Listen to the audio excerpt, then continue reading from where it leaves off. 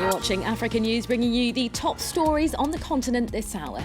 Protesters assemble in the capital, Juba, while the battle for Bor rages on. That's the situation in South Sudan this Wednesday, as yet more refugees flee their homes, fearing for safety.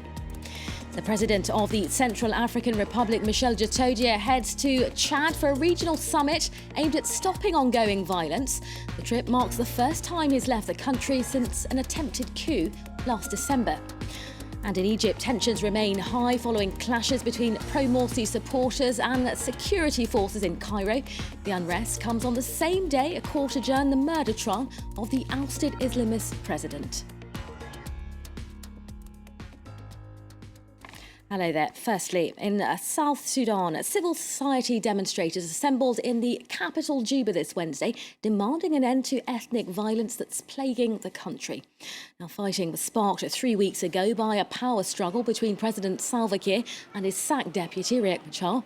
Peace talks in Ethiopia have so far failed to offer a viable solution, and military officials on both sides say the battle for control of Bor, that's the capital of Jonglei state, rages on. Meanwhile, 200,000 people are displaced, with many heading for the UN compound in Juba. Nicolas Germain reports. At the Addis Ababa peace talks, the South Sudanese government sounded hopeful. On our side, as a government, we are optimistic that we'll be in a position to sign the cessation of hostility soon. But the rebels continued to call for an immediate release of their prisoners. The report that we got that they were not treated well, we are concerned of their safety. We have written to IGAD about this, and today we are waiting for the coming back of the envoy from Juba. Back in Juba, protesters took to the streets. These civilians are fed up with the deadly clashes and called on both the President Salva Kiir and his rival Riek Machar to lay down their weapons. We civil society organizations in strong terms possible call upon both conflicting parties to immediately dialogue and resolve their political differences non-violence. As the violence goes on, people continue to seek refuge in the main UN compound in Juba. They are searched for weapons as they enter. The camp has been attacked in recent days, and more UN security forces are due to arrive. We are expecting reinforcement anytime. Next week, starting with 350 Nepalese. We're also expecting some Rwandese. We're also expecting some Ugandese. These people are going to come and reinforce the current force of the United Nations slowly, but it's ongoing. Since mid-December, some 200,000 people have been displaced, and the UN said that number could double very quickly if the fighting does not cease. In other news on the continent, the president of the Central African Republic travelled to the Chadian capital this Wednesday for a summit of regional leaders keen to halt ongoing violence. Now, the trip to N'Djamena marks the first time Michel Djotodia, a former rebel leader, has left the country since an attempted coup in early December by opposing rebel forces. President Djotodia was first thrust into the presidency when fighters from the Seleka movement overtook the capital, Bangui, in March 2013. Well, our correspondent James Andre was at the airport in Bangui when President Djotodia boarded that plane. He brings us the latest. Most of the CRR government boarded that plane this afternoon. The Prime Minister also took the plane, as well as the President of the Parliament, who's also the head of the Transitional Committee, as well as 4 other ministers, the Ministers of Transport, Commerce, Oil and Equipment. So indeed it is a big chunk of CRR's current government, who are now in N'Djamena. At the moment, also, the situation is pretty tense here in the city. So, indeed, we'll have to see how it goes in the hours to come. James, clearly a lot of important figures there. Now, we know the summit was called by Chad's President Idriss Déby, but has an official agenda actually been drawn up for tomorrow's summit?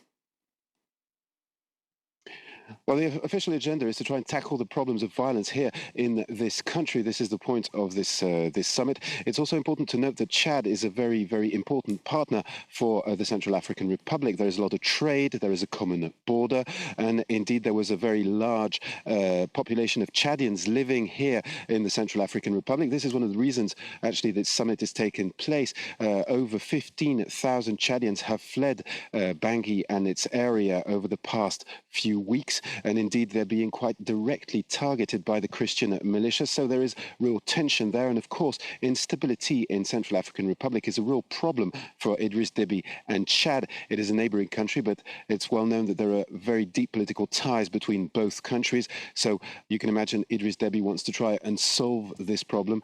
We'll have to see what comes out of that summit. James Andre reporting for us there. Now, police in the Democratic Republic of Congo say at least 26 people were killed in a battle between government and rebel forces in the second city of Lubumbashi on Tuesday. Authorities said rebels from the region's Mai Mai Kata Katanga secessionist group launched the assault but were forced back after intense fighting. While the faction led by Gideon Kuyungu Matanga wants independence for Katanga, which is DR Congo's richest province. Now, the semi-autonomous Somalia region of Puntland has chosen a new president who goes by the name of Abdiweli Ali Gas. Now, Mr Gas beat the incumbent president, Abdirahman Faroli, by just 33 votes to 32. Mr Faroli, who served as president for 5 years, congratulated his rival, saying he was pleased the polls had been carried out in a civilised way. Puntland in northern Somalia has escaped decades of conflict that has plagued the country's south and central regions. Now in Egypt, tensions remain high in areas of the capital, Cairo, following clashes between security forces and students loyal to the ousted Islamist president, Mohamed Morsi. The unrest took place at Cairo's Al-Azhar University, while elsewhere, Morsi supporters scuffled with police outside Salem Mosque in Nasr City. Meanwhile, an Egyptian court adjourned the murder trial of Mohamed Morsi to February the 1st, saying adverse weather conditions had prevented his helicopter from taking off. Charlotte Hawkins reports. A former Egyptian president standing behind bars at Cairo's police academy. The second hearing in Mohamed Morsi's trial was to take place on Wednesday, but it's now been postponed until next month. Bad weather prevented Morsi from reaching the courthouse. The ousted president is accused of inciting his supporters to kill opposition activists back in December 2012. At the time, about a dozen people were killed outside the presidential palace in violent protests against a decree awarding Morsi sweeping powers. He may face the death penalty. Since last November's court hearing, the interim authorities have declared Morsi's Muslim Brotherhood a terrorist group. Most of its leaders are in jail awaiting trial. The Islamist organisation has continued to lead almost daily protests, despite a ban on demonstrations. For its members, the president's trial is political, and the generals in power are not legitimate.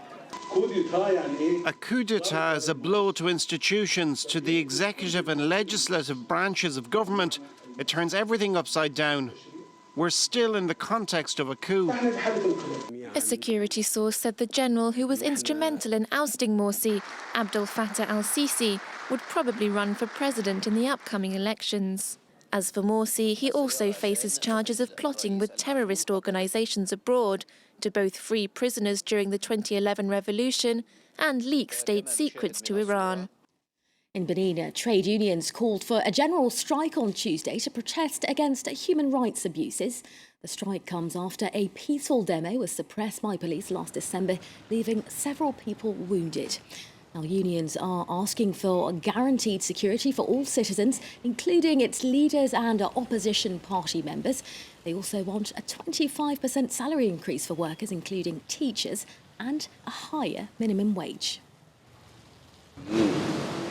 We are determined to fight for our freedom, for our right to express ourselves, to say no to bad solutions. But we are also ready for dialogue. And finally, at least 10,000 African asylum seekers demonstrated today in front of the Knesset in Jerusalem, calling for talks with government officials. The asylum seekers were refused entry into Israel's parliament owing to security reasons, but part of their demands are legal refugee status from the government, as well as the revision of tough immigration laws.